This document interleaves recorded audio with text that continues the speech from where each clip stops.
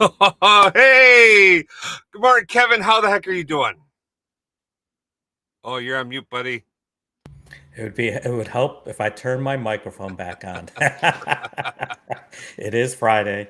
I was Uh, goofing around with something in my tenant just beforehand, so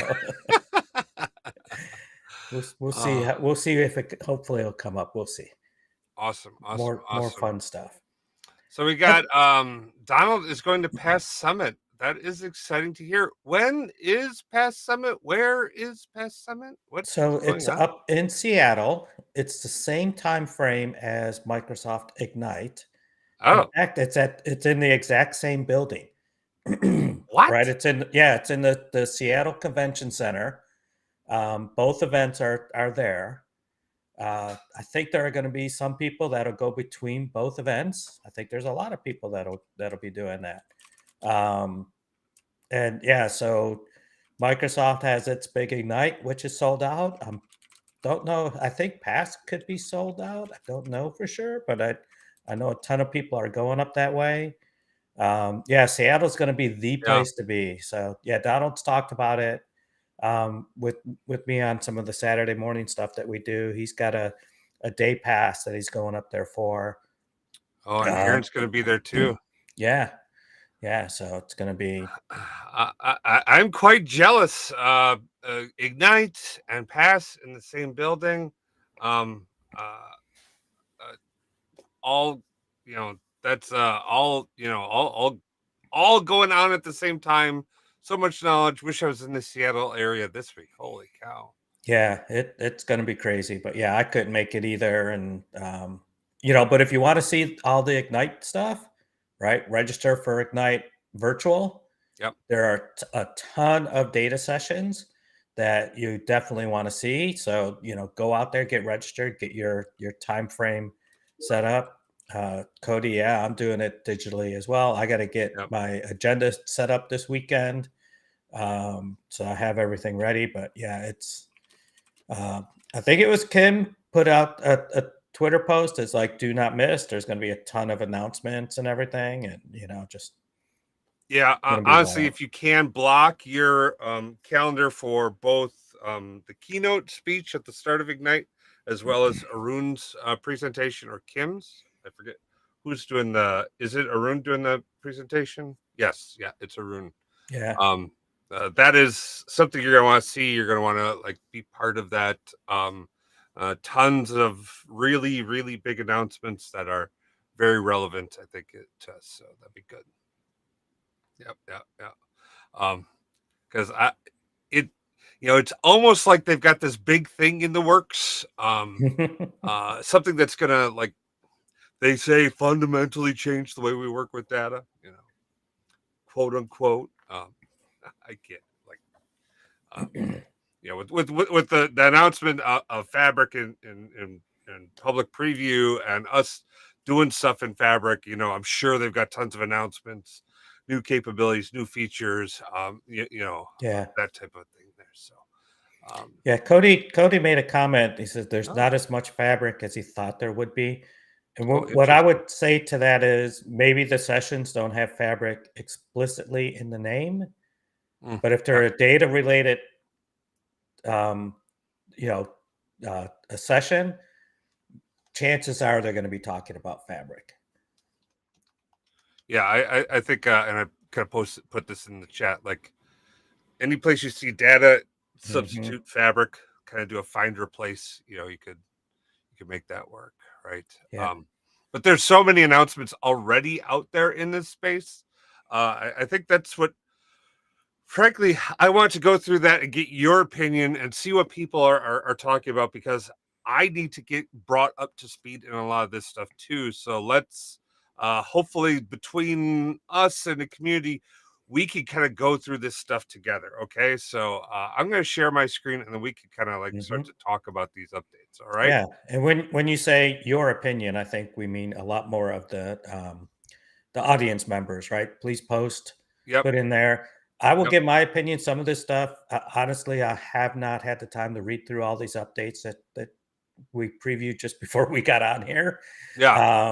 So yeah, it's going to be a little bit of a raw reaction for some of it from me, and we'll discuss through it. But please put your comments in the chat while we're there, and we'll try to address it. Oh yeah. In fact, what am I doing here? Yeah, you got to do your rules. Yeah, I gotta do the rules. What is Boy. the world without rules? Just Right, right. It's chaos. Chaos. All right. Please, yeah, we do want to hear from you. If you have questions, you wanted to like call it out.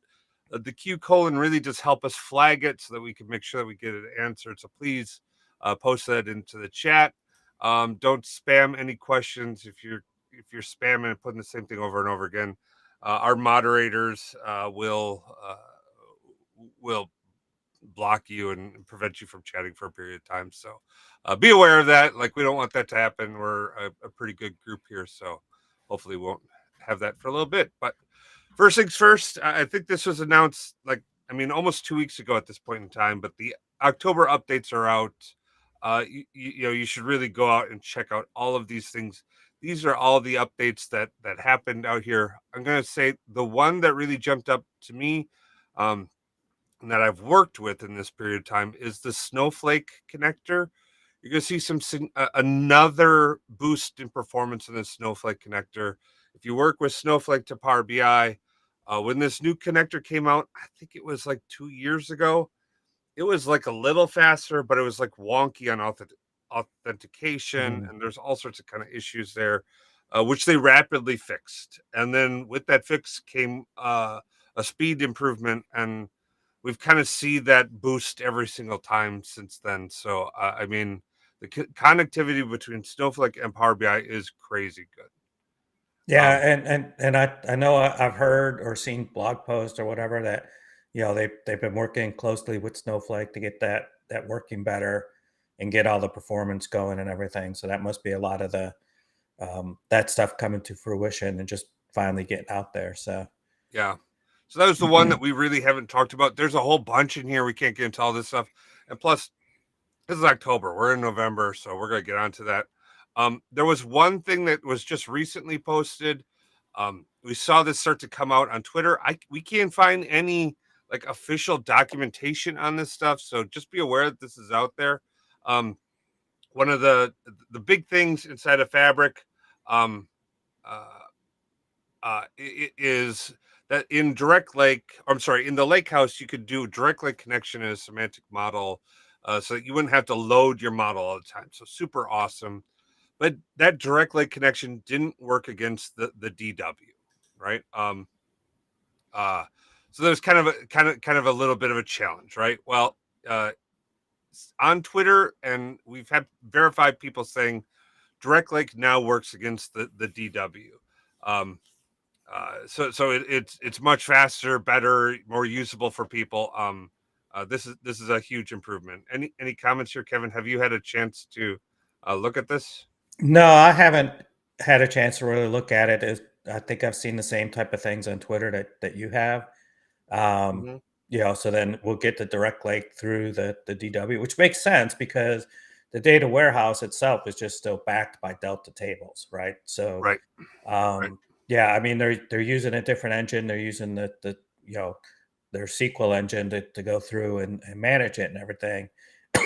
Excuse me, gives you a couple more capabilities and things like that, closer to the true SQL language. But there's no reason in my mind that they shouldn't be able to get to direct link. So that I think is going to be great for the people that have the use case for direct link.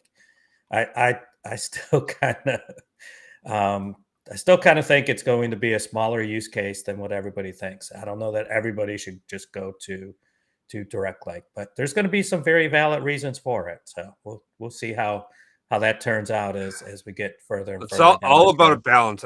Yep. I think the one big feature that we're missing here is the ability for a composite model with direct link.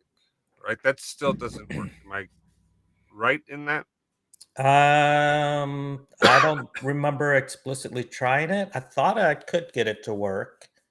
Um, because once you have a model that's going to direct lake and you just change it to say, oh, that was interesting. Sorry, I have um, a warehouse that was being built, and all of a sudden these objects all just showed up. So, um, Like Cody Eh, said, he had a chance to build it out, PBI Direct Lake to that warehouse. Cody, did you have Okay. a chance to test out the composite model capability of having some things be Direct Lake and some things be imported? I would love to hear how that goes and what the experience is there. I'm sure if you haven't done a composite model where you have direct query on some things and cache data in others, some notes. You have to make sure that your model version is 1689 or higher. I think it is. Go and look at the docs that's out there. You also have to make sure that all of your imported tables are set to dual mode, i.e., direct query and or oh, I wonder if it's because dual mode, which is direct query and import, because it needs to auto detect direct lake or import. Um, maybe that's why they're still working on it. But you have Yeah. to have So those. he had What's a that? couple. Cody added a couple more things in there. Is that Oh, he's okay, saying that he couldn't get it to work once he changed it. You would see that it was direct query instead of DAX only. okay, Um, Now I would wonder if that was the direct query, that the DAX direct query, yeah. and then it said it didn't The matter. The performance is the same. performance was the same. So you'd have to kind of sometimes testing out the performance, you got to throw a big enough data set at it. Half a Mhm. billion rows. That's where why you see a lot going with the taxi data and Yeah, everything to see how that's going to work to cut. Because once you start getting up to those bigger numbers, you start seeing the difference on the smaller numbers.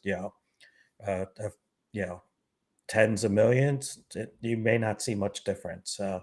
yeah.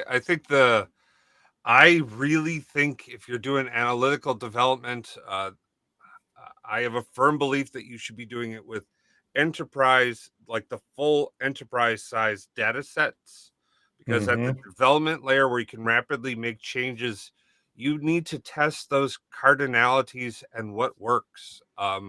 There's a whole bunch of like crazy DAX statements that you can write that are completely and totally valid that work on a small low cardinality model that like completely fall apart once you get to scale. And you want to Yeah. find that out as early as possible in your development, not further down. So Yeah, I fully agree, which is why if you're generating data to use for development, because you don't want to purely use production data, mhm. you have to look into taking the production data and masking or doing that, but you got to do it in a way that you keep your distributions the same.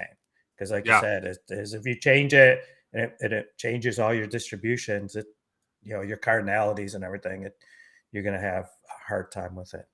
yeah, and I think this is where this new feature inside of Fabric becomes really useful, which is the dynamic data masking.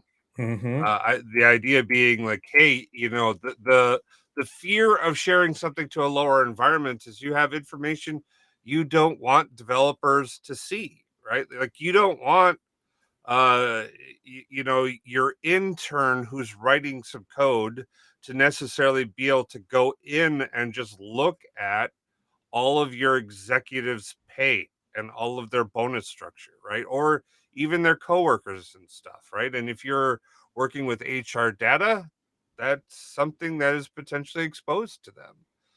Dynamic data masking allows you to say, okay, do you have the proper roles to even see that information? Hmm. If the answer is no, you could still do the work, but you wouldn't necessarily see who it was or what the values were that you were displaying, right? Yeah, I think the big one on this is just, I don't know where the limitations and where the masking stops, right? Hmm. So if I have access to this and I have it masked and I produce a data set, Yep. what do I see and what does somebody else that uses that data set see? Well, they're kind of showing it here. If you've got that in place, you can build it out, and you won't see the names or whatever that information is, right? Like I think it's that's the sales rep. That's their email address that they're blanking out inside there. But note that Right, it's like that's but they're still like a valid email address you could share through there, right? yeah, but they're doing it through a query interface, not the data set interface. Well, here's official That documentation on this. Run through how to do it. Define a dynamic data mask. Mask with function. Yeah, okay. So I'm gonna guess you define this at the you DML. define it at the table level. Yeah. I've seen that already, Yep. but I haven't seen anything that what happens when I use this outside of Management Studio, Azure Data Studio, the query interface online. What happens when I put it into a data, if I'm the person that creates a data set, because I don't know that it's going to Oh, get all the way to the report level yet. yeah. Actually, great question. Okay, so in order to make this work, what you end up having to do is you need to have that user, whoever's consuming this stuff, has to have read access to that layer inside of the data warehouse, and either all users do, and it has to be a direct query to that function, and then you allow this masking to control if they can see it or not, right? So you It cannot would. do an import of the data into your model using like a service principal ID, because that service principal ID will Hmm. have to be able to see it, or else it's going to be masked for everyone, because it's going to have loaded. That data will have moved from the DW, where it's being cached, or where it has the dynamic Right. masking, into your semantic model, where Where, where yeah, it does not have that caching, right? So you're going to yeah. have to do that direct query on this thing. I would agree. I think it's got to be that direct query or tying back to Yep, direct lake off of the data warehouse, right? Because if you're yep, defining it through there, but yeah, I just haven't seen it explicitly called out in the documentation of what happens when you put it into the data set, and query it. I see how they're querying it through Management Studio, through the online type of stuff, but I think we got to try, yeah. actually producing something in the data set. So I think A that's going to good be call out. interesting. I do have some videos on my YouTube channel that shows how you can do this with just like a SQL server and allowing for a direct query in those cases. So do check that out. That's out on Kratos BI under under the demo stuff that's out there. You can actually download code samples of how to do this with SQL Server. Same rules and same concepts apply. Just you're going to be using this functionality. And in fact, this is a much better functionality, because I was using views to secure the information. This defines it at the table layer, so like Hmm. even the people who are interacting at the table level will have these constraints on it. So this is better. Okay. Yeah, yeah, All I right. agree. I think we just gotta play with it some more and really Yep. understand the pluses and minuses. Yep. Yep. Yep. All right. Next thing on updates. If you guys haven't had a chance to watch Miguel on Wednesday, go out there and do that. He previewed. This is exclusive, like preview features functionality that's going to be released on next week, either Wednesday, Thursday, or whenever. Like they do the deployment of November Power BI desktop. We're going to see like new functionalities for our cards, right? The card visuals getting an upgrade, or the new card visuals getting upgrade, to the point where actually it's going to replace the card visual. Once that goes GA and they've got all of their like changes in, you're going to see the card visual. Your card visuals will still operate and function, but that like card uh, uh, visual itself inside of Power BI will just not be available for you to create new ones on. You'll just have this new functionality. Okay, so we've got that. There's going to be a brand new multi-row card visual that's going to come out. That's got just like the wave one of enhancements there. So it's got some of the new capabilities. We're going to see that greatly enhanced as we go along, but we need to get that out there to start iterating on that. So be aware that that's out there, and be aware that it's like in um, a truly minimum viable product state. It's not going to be like all the way there. Just it's got some of the features there, and he kind of goes out over that in like 2 minutes in the video. So it's not like a huge thing, but it's there, so be aware of it. And then the big thing that he's got coming out is this brand new slicer with all sorts of crazy cool functionality on that. Do check the video out. He like shows us how to use all of the functionality in it. It's a great training. Yeah, check it out. Okay. Hmm. Yeah, as I mentioned to you, I ended up having to miss it. I had a different call on noon on Wednesday, but I'm going to go back and add another tick to your number of people watching it. So Okay. um, It's rapidly turning into my most popular video ever, so that's great. Thank nice. you, Miguel.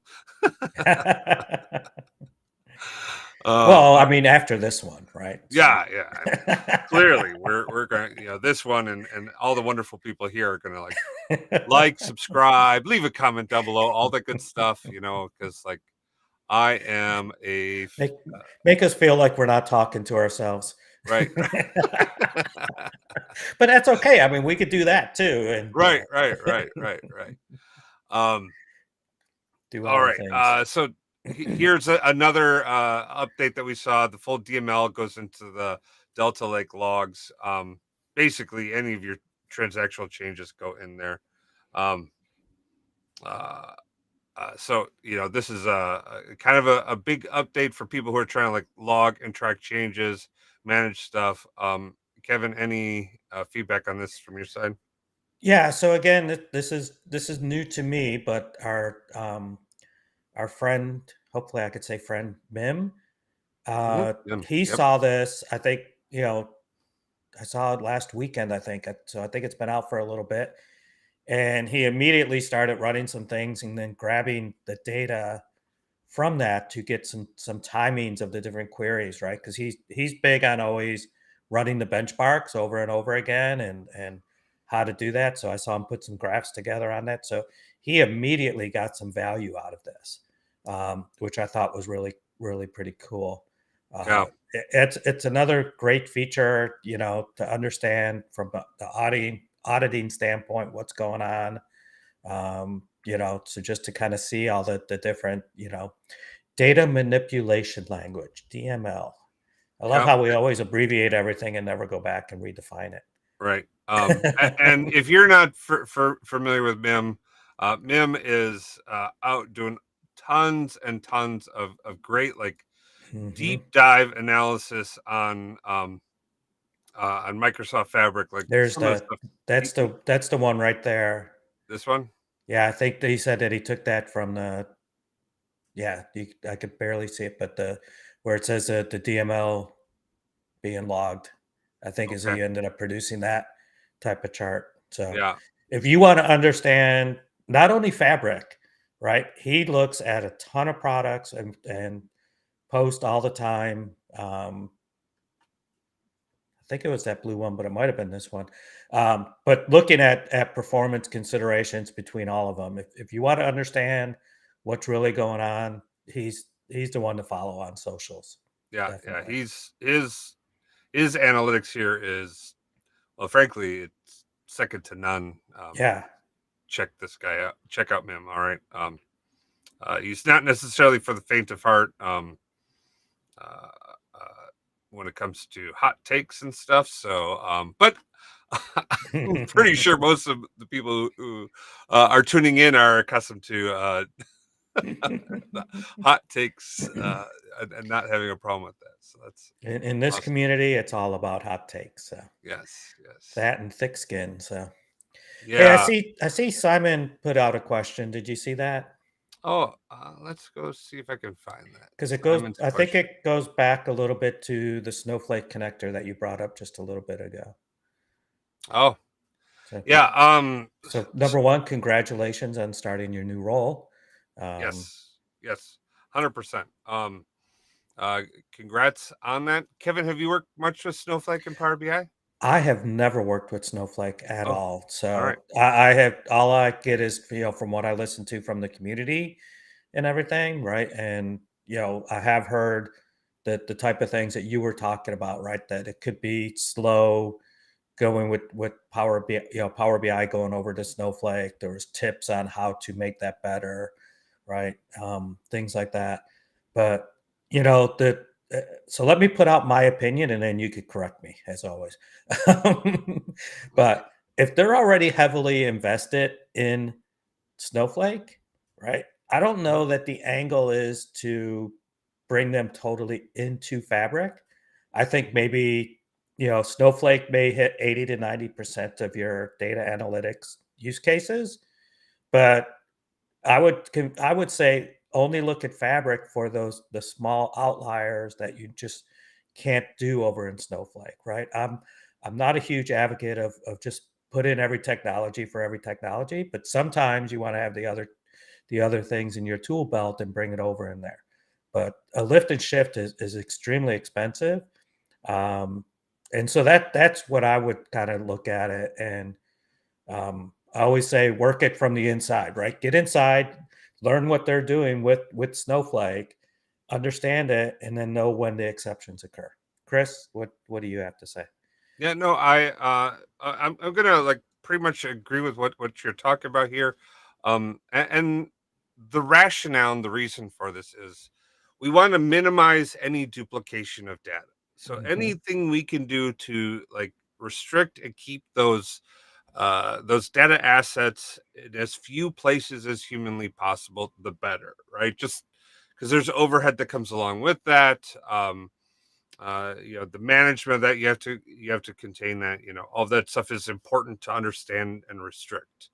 With that said, that means that there's lots of reasons why you should be consolidating all of your efforts into one localized place so that you're going from even if there's many teams working inside of Snowflake, you've got your central teams and your different hubs or your data mart teams or whatever, however you want to frame it or call those different domains, that they're managing their data assets in one space. Now, the rationale and the reason why you might want to leverage some of the components of Fabric, and I think it's going to be far far fewer in these types of situations, are when you want to minimize your wire transfers for loads. Okay, so I'm talking about those really wide customer tables that have a high granularity. Like, okay, so you have 100 million customers. The complexity of the table and your type 1, type 2, type 3, type 9 dimensionality when it comes to tracking stuff is all handled in your ETL, and so you just do full loads because it's you can't, you don't have a good mechanism for tracking the content. Or it's virtually everything changes every day because of how it's configured. So you load everything. That type of table might make sense to load a singular time into the Fabric space, um, Hmm. so that everyone inside of Fabric has availability to use that, and you could do that through data flows or data flow Gen 2 or whatever process you want, right? But I would start with there. Like, okay, hey, you keep like 98% of stuff in Snowflake. Then Hmm. you start to bring into the stuff that's relevant and usable by the broad space of people working inside of Fabric and want to do the work there, and then share that out. Right. Um, I would then also think that potentially, if your organization did not want to give broad scale access to Snowflake for users to write queries or to run Python scripts against Snowflake for whatever reason, then you might want to replicate more content available into the Power BI space so that they have that function. And I'm sorry, that Fabric space, so they Hmm. can do all those tools inside the self service area versus in Snowflake directly. Yeah. Yep. And then just find the part of the community, Hmm. right, that does Power BI to Fabric, right? Because there are some tips and tricks, right? A lot of it's going to follow the same basic principles, right? Choose Hmm. import when it's right, choose direct query when it's right. Yep. The direct query to to Snowflake, that's the one thing that I've always heard is sometimes it could be a little chatty and harder to perform. But there's people that have had tricks and things. I think Chris Webb, I want to say, has blog post out about it. Chris Webb has a number of great posts on it. I've worked with it Yeah. quite a bit. If you follow Chris Webb's blog posts and Snowflake have come up with like, hey, this is how these tools work best together. If you Hmm. follow those instructions and you create those as your best practices and do stuff to enrich that that works specifically for your organization, you're going to be good to go, right? Like it's Yeah. going to work, right? Like a big one inside there is in Snowflake, you use materialized views. Don't Hmm. try to just use views on top of tables, right? That's going to cause a really bad time. If you're using materialized views, what happens, even though Power BI is chatty, Snowflake has this thing where once it like produces the results, once it queries it, it caches it and it can provide that Hmm. information instantly back to whoever's asking for it. Yeah. So as long as it's been run, as long as it's been queried since the last update of that underlying table, that underlying material view, you're not going to pay for another query execution. So it can be really, really fast. Now, Yeah. with that said, it's a query. So if your query ends up passing parameters back or filters back or limits back or something like that, then it will run those queries over and over again and you can have a really high cost. So you have to really Yeah. balance that out and just be aware of that. Okay. Yep. And I think, there's other things about using, you kind of mentioned dual mode tables earlier, using uh, the way that you could set up a table. I can't remember where it's partial import, partial direct query. I Mm-hmm. can't remember the feature off the top of my head now. Those type of, again, find the things within your niche area, right? There's people in the community doing it.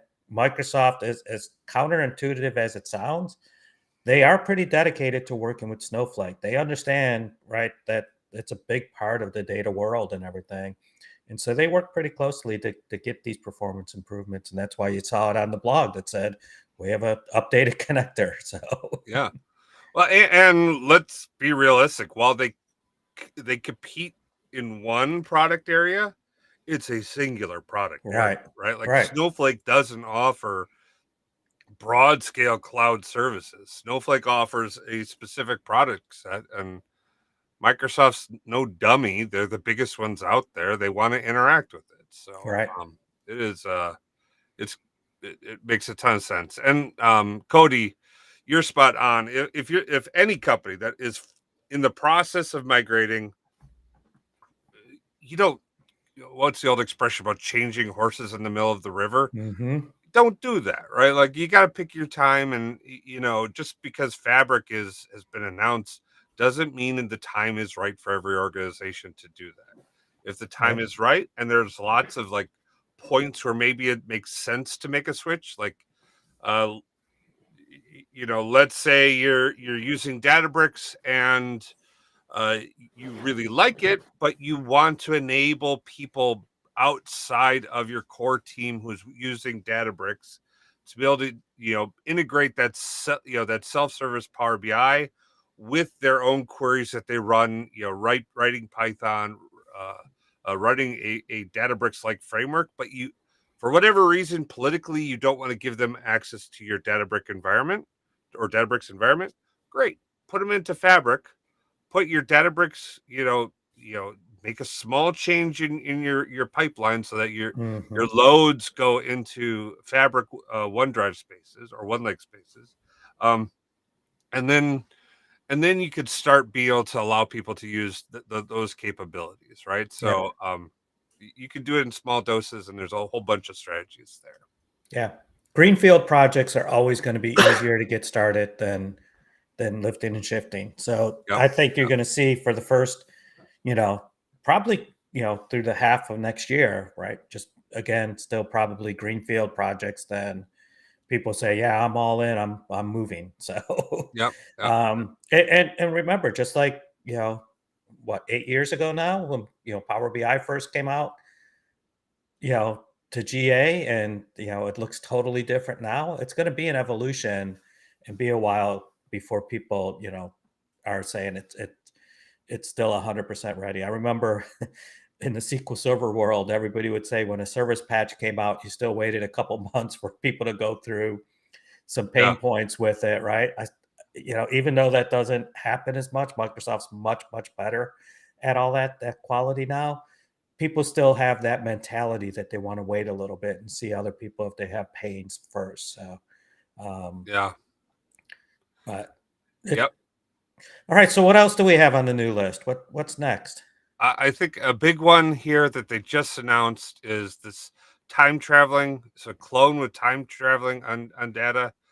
So Kevin, are you working with time travel? I haven't. I started trying to read this. I was gonna hopefully try to put a demo together, but I ran out of time yesterday, as always.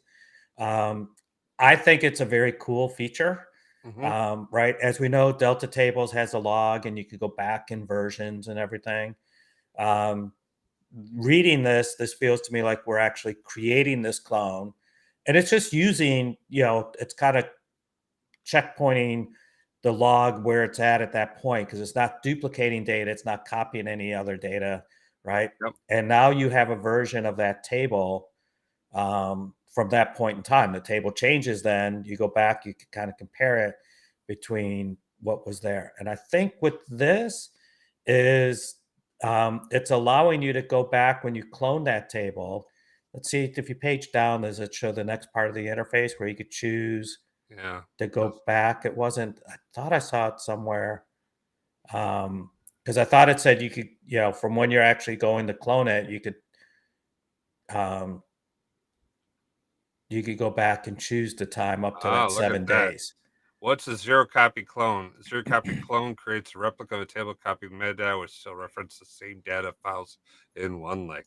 So you're not having, like this activity doesn't blow out your storage, right? Right. It creates it like a pinpoint in time. And frankly, like there are a ton of use cases for this, for cloning tables, for creating those uh, time historical snapshots of stuff.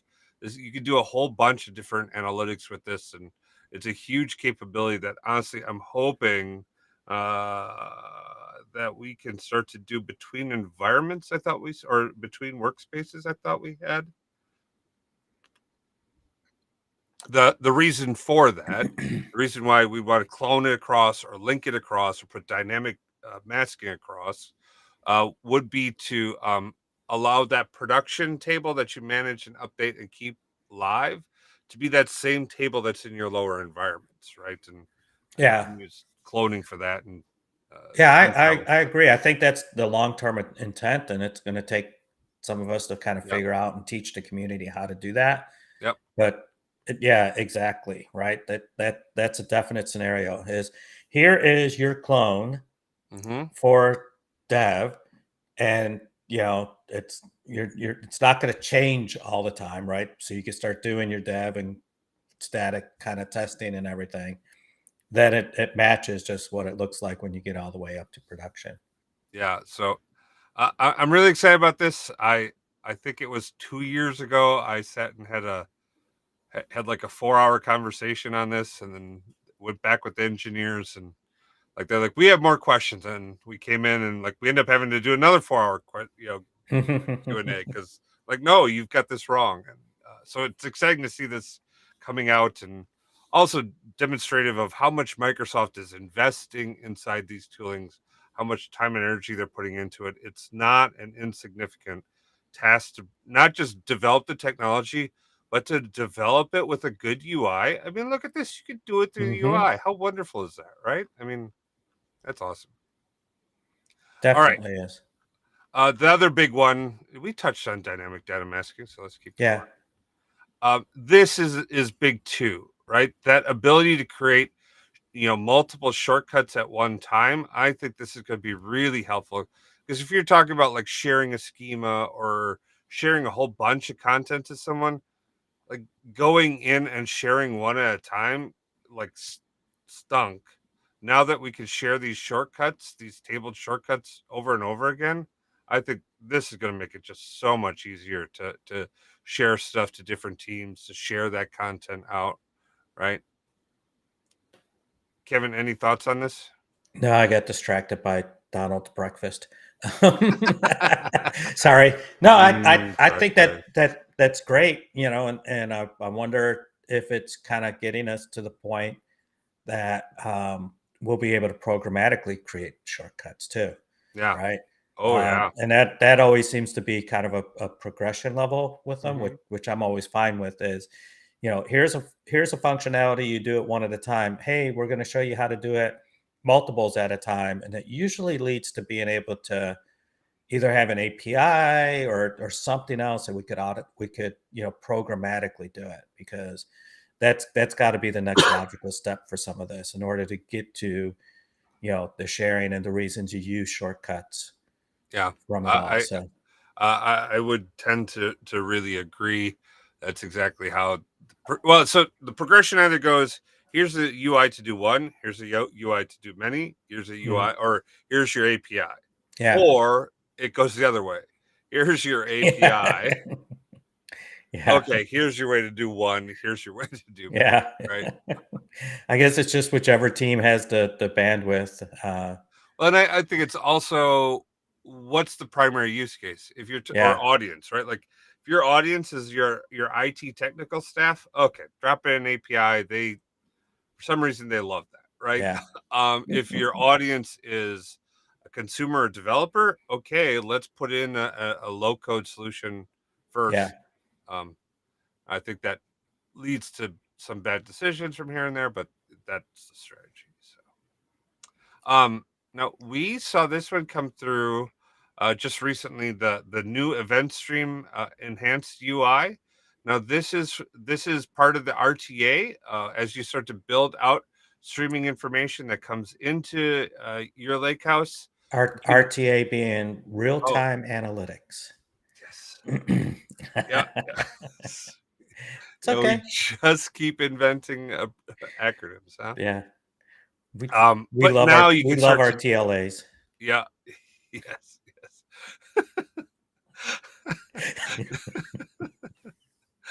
but now the whole UI makes it so much easier to like start making changes to stuff that's streaming in from your event stream. So you could do aggregations, you can expand or blow out the JSON or the file that's coming in, apply filters, group by, manage what fields come through, or even union different streams in. So this is really beneficial when it comes to like managing those streaming events. And Mhm. um, if you've never had to like create this type of a streaming pipeline, this can be really challenging, especially if you don't know Java code and stuff like that, because like who knows Java code, or Kafka, or any of that stuff that a lot of people don't know that, right? This makes it much easier to just drag and drop and create that stuff, right? Yeah, so, I mean, overall, I like the real-time analytics, you know, idea and everything, but my hot sports opinion is it's gonna be one of the ones that is gonna lag behind in adoption, 'cause I still think it's just a little bit more technical than the business people coming from Power BI into Fabric. I don't know that they're ready to get there yet. And the people that are already doing real time and everything may not switch over to it. So I think it's going to be a little slower rollout.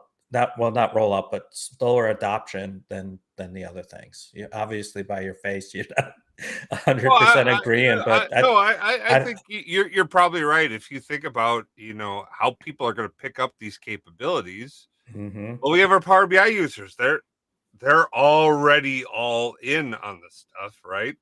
The next thing those Power BI users need, more capabilities around is the data engineering space. So right. that's going to be the number two set of tools that they start to adopt and pull into place, right? Because hmm like we have been working in infrastructure that is insufficient for almost all of our solutions, but we've been cramming solutions into the Power BI semantic layer or into the Power BI reporting.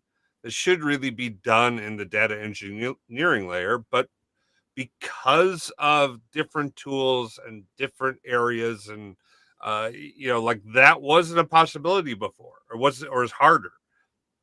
Now this is becoming much easier and an accepted hmm pattern widely across organizations. Like, okay, now it's capable for now it's possible for you to do this. Now you can have a data warehouse, right? Like you can just spin up a data warehouse. There's Yeah. no reason to push and force all those processes upstream, because you could just have that, right? And then to your point, that need for real time streaming is almost always a much lower need or priority when it comes to all of these types of capabilities, and that will be lower, right? Unless you're the person sitting at the table ordering the Yes, the thing, then you like, and I need this real time, and I need it real time streaming now for $12. right, right. The cost of real time streaming is more than what people often think and are prepared to pay. And I don't think people really want real time streaming, right? Like, how many different ways do you want Chris to be in your database? Yeah. Lowercase c, lowercase r, lowercase I, lowercase s, right? Like with an M in the middle of there, because whoops, I fat fingered it, and it didn't include the H like I had intended to, because whoopsies, right? Like having a cleansing process, having a slight delay is actually much more preferred than real time in a lot of things. So, Yeah, that's true.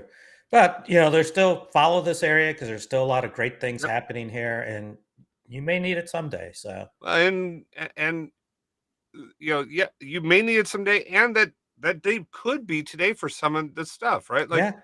are you doing service tickets? Great. Show me the analytics of the service calls that are going on right now. I guarantee you every company out there has some degree of need for that. Put it Hmm. in real time, right? Especially if it's client facing. If it faces your customers and it helps drive your business, okay, yeah, you just place your order. You'll see that in your order profile tomorrow. That's dumb. Don't do that, right? Like that should be right away. It should be available, right? So I think we'll see more in that coming up. Um, Now, I think this was a big one. Again, this was something that Mim really got excited about, and he posts a whole bunch of blogs about this. This a lot the new or this new announcement allows for full Rust native Rust libraries to run and be supported in OneLake. So that is quite exciting. I don't know what the hell Rust is, but I don't hey, either. I know, like you said, I saw what some things that Mim posted. Is excited about it, and I think he got some better performance out of it and everything. But yeah. Well, yeah, no, he definitively got great performance out of it. did In he? fact, he was calling out some of the other Rust providers for why Oh, it that's was more right. performant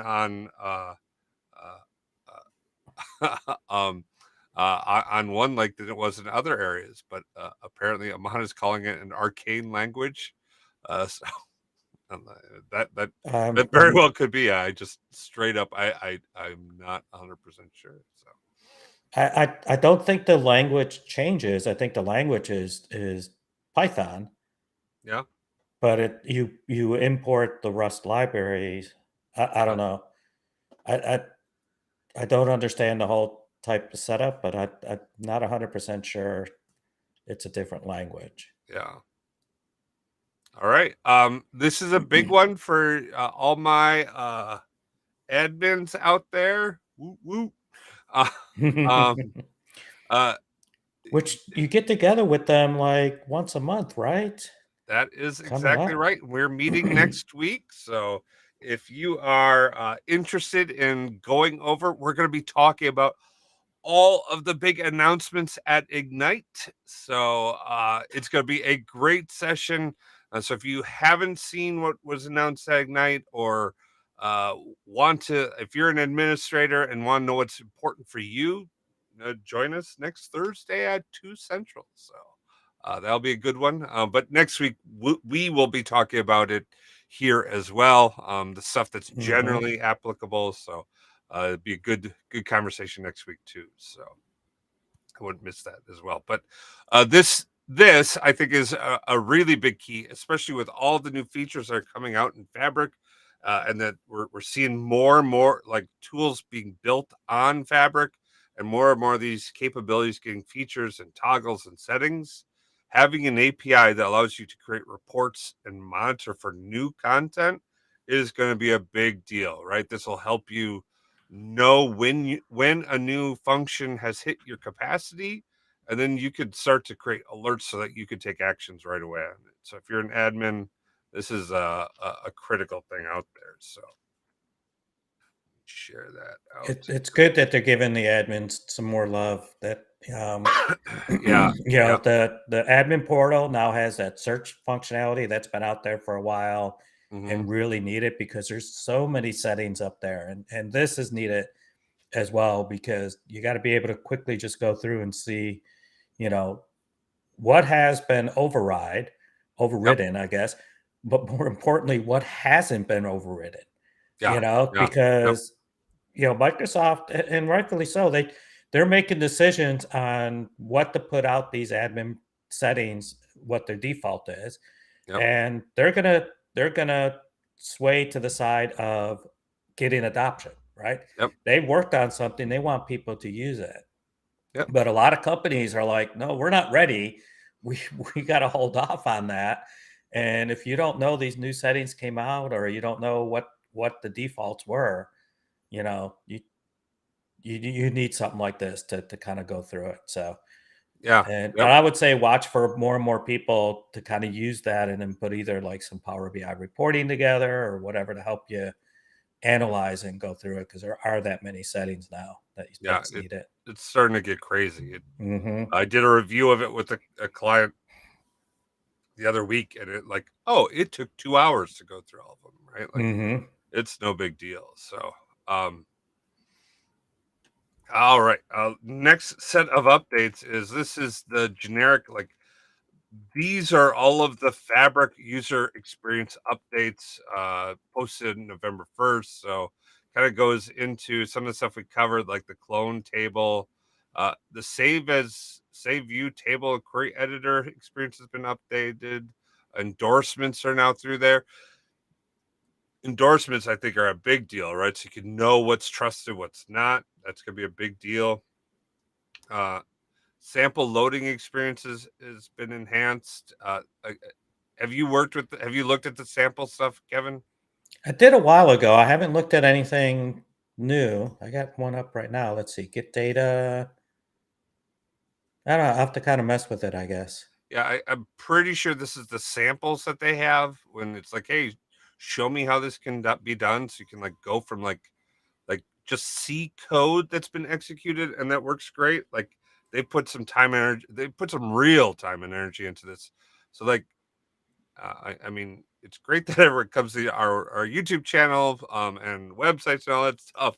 But like, better if it's just in the tool and you could just, oh, okay, this is how I should do that, right? Like let's make us irrelevant if the tool can become usable enough, right? Oh, I think I see now because if you just do create a warehouse and say get data like Hmm. from a pipeline at the Yep. very top of um, that, there's 5 different sample data sets you could bring in. Yeah. COVID-19, New York taxi green, diabetes, public holidays, retail data model from worldwide importers. So Yep. that's cool. Yeah. Yep. And plus the public holiday one is kept up to date, so that's a great one to just use as part of your like date calendar creation. So Hmm. um cool, all good stuff. Do check that out. um Now this one we really liked, and Kevin, I think you had a good insight on why automatic data compaction for Fabric Warehouse is so important.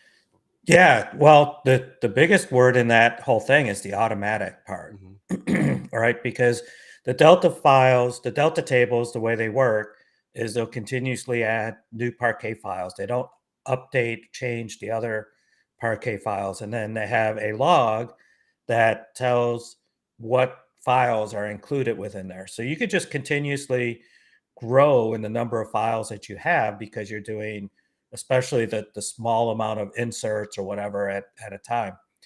And so on the data lake side, you run what's called an optimize and a vacuum. Well, on the data warehouse side, this is automatically running that optimize and vacuum for you so that your number of files just doesn't grow, to be way too much. You're paying way too much in storage. It may rewrite the smaller files into larger files so that again you're optimized, right? So that you get better performance in the Yep. read and everything like that. So it's great that it's just automatic. That's what I would expect from the warehouse side, right? On the data lake side, and I think we have a different page for this, right? Is there is now a UI. Hang on. There's now a UI interface for you could right click on a Delta Lake table in the data lake and choose optimize, and it's going to do the same type of thing for you. It gives you a little dialogue. I Yep. would like on the lake side that it would Hmm. generate the code for me to put into a notebook, but maybe that'll be coming. Maybe we need to put an idea in for that. But the warehouse side, that's what I like about the warehouse, the SQL Server, right? They're taking this approach of, we're just going to do the things to manage it for you. Yeah. Um, and then the lake house side, it's going to be a little bit more that you have to think through the stuff that you want to do. So, Yeah. It gives you more control, right? yeah, yeah. Yep. Yep. Yep. Yep. I think this is a huge one. Announcing improvements in CSV, data ingestion, Synapse Data Warehouse, and Fabric. I don't know if you've looked at this in the past, but I have not. honestly, I was creating a demo on this, and like a relatively small, like few hundred megabyte CSV file. Um, just like we couldn't get it to complete at all, and Hmm. now it's like so blazing fast you don't even you don't even necessarily have to think about it, right? Like it's just amazing how fast it is. That's cool. Yeah. And so you were using this copy into syntax to do it before, or was it just because I know from the No. Lakehouse side, you could just upload the file and say turn into a Delta table on the Lakehouse. Yeah. Mm. We were using a pipeline to do it, and Okay. the pipeline was just because we needed to do it over and over again, right? And Hmm. it just wasn't performant. But now this now not a problem. Super fast, super easy, no big deal, right? So a good one. Quickly, because we got 3 minutes left, we're gonna hit on these other values here. Uh, Use your own library with Microsoft Fabric. Um, uh, Kevin, what's your biggest thought on this function? I actually would have to read Oh, okay, it. no problem. Basically, what it allows you to do create a common set of libraries or functions that all of your developers do and can use inside of your Python notebooks. So you can just call that common library inside of Fabric, and everyone can use this. I think this is great for adding in like consistent like business keys, consistent business logic, Hmm. all sorts of things that might be specific to your organization. So you can centralize that code into one library function, and then everyone can leverage it, right? So tons of great uh, things that you could do with this, especially if you're all about like creating templates that you can over and over again. Hmm. Uh, you know, that's one that is out there. Um, we do have a good question that is in the chat here. Is there going to be a Fabric Friday the week of Thanksgiving, or are you moving forward that week? And I think I could. We talked about this, and I think we're going to punt on Thanksgiving weekend on Hmm. that Friday. So we will be taking a break for to spend time with our loved ones, but we will be seeing you the following week for sure. So Right. Yeah. I have yeah, family coming in town and stuff like that. So, yep, and then we got to talk about our whole Christmas time period and stuff like that because I know um, I'm going to be traveling over the holidays. yeah, So, yeah. So um, we'll have to do that, or I'll be flying solo, or something along those lines. So yeah, or find yeah, a guest. All right. yeah, So, yeah. If I did guess, yep, lots of things could happen. We'll let you know what's going on here. And Legendary Bull Strike is calling out, how great it is to create custom module libraries. This is a huge thing. So, yes. So I think everyone, we're still we got one more session before oh Thanksgiving, yeah, right? yes, yep. Yeah. There's So a okay, session next week, so yeah, not dead yet. right. But kind Uh, of kind of back to using your own library, right? Because I thought there was a way that like on an individual notebook you could bring in um maybe a library or file or whatever. Is this now across, within the workspace or across? Is that one of the changes here? Maybe across workspaces? Or maybe I'm not remembering the other functionality that you could bring in. You could have brought in like what was called local files into the notebook before. This was out for a while, but maybe um, notebooks yeah. are not equal modules. Yeah, I'm gonna say I'm not the Python guy. I can't Yeah. I can't talk about this. I know functionality wise, I'm all in on creating this type of reusable code bases that can be used broadly across my organization, and I will definitively back spending cycles and Oh, sprints on definitely. creating this type of content. So Yeah. Anything you could do to get consistency. So, yeah. um, Oh, yeah, and definitely look a at space to look. all this stuff. Look at this. This custom library is a first class citizen where you can like even have it promoted and certified, Okay, that's cool. right? So like ain't no joke. And so hang on. And I'm sorry, we're going a little over here. I apologize. But Oh, I this is wasn't the watching. exact type of thing that I would like to see measures themselves have the ability to be certified or have endorsement around them, right? So we Hmm. could have, if we think about it, I want a data flow, so a table. I want a database, so a certificate or a group of tables. I want a semantic model, which is the combination of tables and measures. I want that to be endorsable.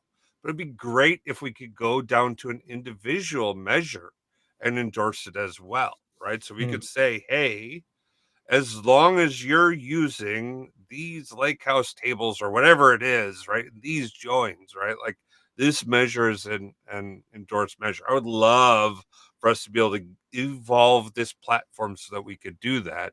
And so that's going to mean storing that measure in a place or space that we can apply certification onto it. So we Hmm. might continue to develop it inside of our Power BI desktop or our tabular editor. But that's storage, where those measures get stored as part of our deployments, should be in files, should be referenceable and certifiable. So, uh, or in other words, available inside our lake or data warehouse, so we could query it, understand the quality of it, and understand any changes that go along with it. I wonder as we move to Tyndall, right, to where Mhm. they're going to change out the language, and you'll have those different individual objects that might lead us to being able to do something in that area. Yep. So, Yeah. It's a journey, right? We're yeah. here today, and it is where we are today. But there's a future where we're going to be someplace else in the future, right? Hmm. Once fabric is, more, when it's everywhere, right? And when Yeah. everyone has access to be able to like create their own marts and create or data warehouses or lake houses or whatever, right? Like let's think about what we want these tools and capabilities to work like then, so we can influence the design and the build of features that we have today. So that is all I have to say. It sounds like a good piece of advice to end on. All right. Boom, dropped the Yes. mic. All right. Well, great job, Chris. Thanks for keeping us up to date on everything new. And I know I haven't had a chance to read through a lot of these type of things, so I really appreciate hearing it. I was goofing around with some of the with the warehouses again today, and I'm seeing new things there. So, and I think we're going to have a ton of new things to cover next week. So, Yes, thank you. we next week is going to be super exciting. So block your calendars. It's going to be a good one. Thank you guys all so very much for coming and joining us, talking about data. We know it's near and dear to everyone's hearts. So you guys all have a great weekend, and we'll see you next week. Peace. Peace. Baker Tilly Digital combines strategic industry insight and advanced technical expertise to uncover and solve your digital transformation challenges. If you're interested in learning more, check out our website at bakertilly.com/digital.